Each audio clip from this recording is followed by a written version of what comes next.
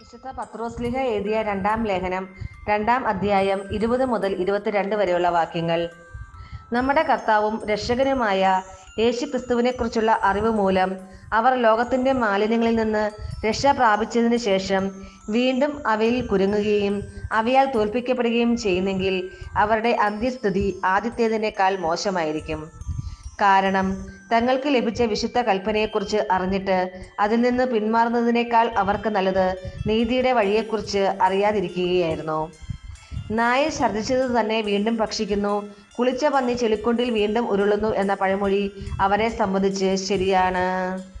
നമ്മുടെ കർത്താവായ മിശിഹായിക്ക് സ്തുതി.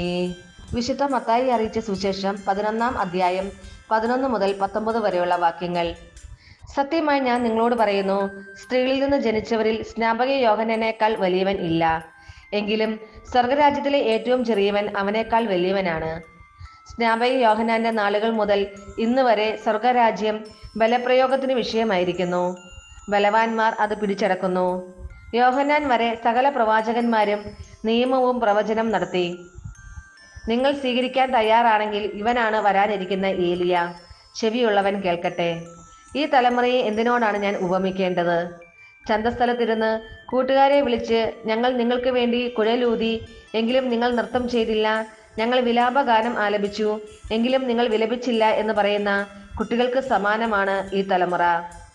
യോഹന്നാൻ ഭക്ഷിക്കാത്തവനും പാനം ചെയ്യാത്തവനുമായി വന്നു. അവൻ പിശാച് ബാധിതനാണെന്ന് അപ്പോൾ അവർ പറയുന്നു. മനുഷ്യപുത്രൻ ഭക്ഷിക്കുന്നവനും പാനം ചെയ്യുന്നവനുമായി വന്നു. അപ്പോൾ അവർ പറയുന്നു, ഇതാ ഭോജനപ്രിയനും വീഞ്ഞുകുടിയനും ചുങ്കക്കാരുടെയും പാപികളുടെയും സ്നേഹിതനുമായ മനുഷ്യൻ. എങ്കിലും ജ്ഞാനം അതിൻ്റെ പ്രവൃത്തികളാൽ നീതീകരിക്കപ്പെട്ടിരിക്കുന്നു. നമ്മുടെ കർത്താവായ മിശിഹായിക്ക് സ്തുതി.